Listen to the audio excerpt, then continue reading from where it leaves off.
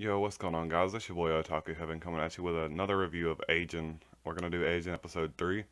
Now, this episode is all about them trying to find a safe haven.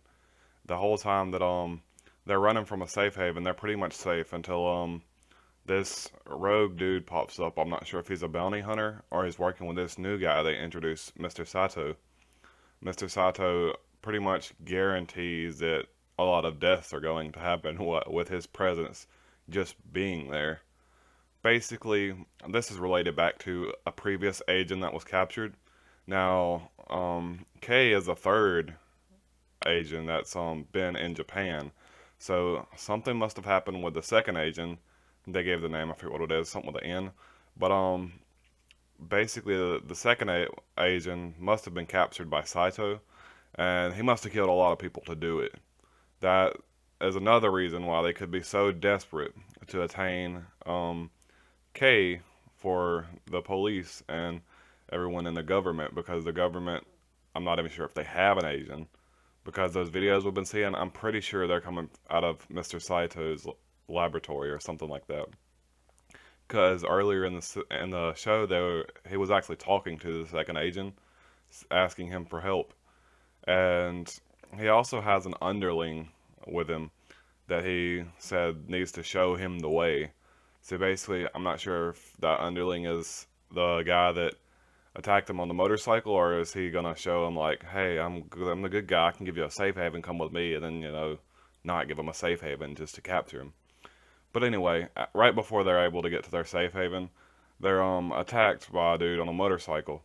Now, Kay was supposed to use his voice, or attempt to use his voice, to try to crash this dude. Because Kai's like, if we can crash this dude, we win. Can you use your voice? And, well, they failed to crash the dude. And he kicked the side of their bike, making him spiral off of the side of a mountain cliff, to where Kai looked like he was almost dead. And then Kay was the whole episode. Kay's just trying to figure out a way that he can leave Kai, because he don't want to get Kai hurt or killed, because it's much too dangerous for a human. And basically, while Kay is just laying on the ground after the wreck, the guy comes over there and just starts kicking the shit out of him. He tries to call the I guess his boss, if it's Mr. Saito, it's Mr. Saito, but or Sato, and Kay is just like, call an ambulance. We gotta help Kai. I don't care if you take me. He wasn't saying that, but that's sort of what it was implied.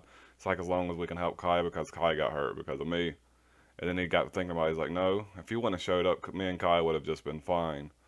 And then Kai jumps up and literally punches this dude's helmet in, like full on. Just his knuckles had to been shredded if he's not some kind of Ajin that we just haven't figured out about.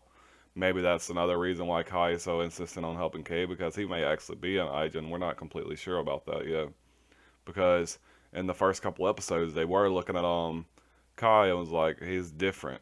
Something about him is different. So I still think that there's a chance that Kai could be an agent, but he just straight punches through this dude's faceplate and just knocks the shit out of him. He's pretty much completely knocked out. And as Kai is going to bandage him up, Kay's laying on the ground like, I can't move. There's nothing I can do. And then he grabs a knife laying on the ground and slits his throat. This makes his body completely able to restore. So my question about that is can he not restore unless he's gonna die? Because in the beginning of the show, this dude was getting lit up with bullets, and he could restore straight up anyway. But apparently, Kay needed to slit his throat to be able to do it. Maybe you have to gain control over it, which is suggested with later on plot twist. We get to see a little bit about how the police act to this Mr. Saito guy. He actually shows up at Kay's house, and basically they try to call in the defense force to pick him up, and then he walks off, and the cops are just like, this is going to guarantee that there's going to be a lot of bloodshed over this agent right here. So after that, we got to see them talking to Kay's little sister, the police and all. Well, it's not the police. It's still a chick that's with the main police guy, and she's basically asking him if there's anything that Kay's done that is suspicious.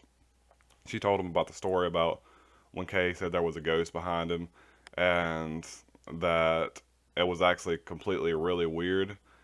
And she goes, "Well, was it a black ghost?" Giving away too much information. And right after that, the sister realized that Kai was actually the accomplice. And basically after that, she said she wanted to protect Kai. She didn't say anything to the officer because I think she may have some sort of affection for Kai, and maybe it's deeper than a friendship, or it could just be a friendship. Anyhow, shortly after that, this agent jumps in and pretty much murders everyone in that room with the exception of Kai's sister. Kai's sister is knocked out because of shock, and then we see this dude just sitting on the ground with his hands up against his face. Maybe he's controlling the agent, channeling it or something. Because if you've noticed throughout the whole show so far, the agents have been pretty much mimicking, some of the feelings and thoughts that their human counterpart has.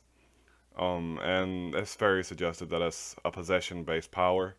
So they're being possessed by this agent thing. And while they're out in the forest, Kai basically says, I know a place that we can go. If safety's a problem, then we're here. Kay's like, I don't know, I want to live a normal life. Kai goes, my my grandfather lived in Kyosho. It's a village where not many people would care about something like that. We can go there. And then Kay's like, well, that's 1,000 kilometers away. I need to leave him while he's out because Kai actually went out to go pick up so a toothbrush and some other things that he needed for the trip.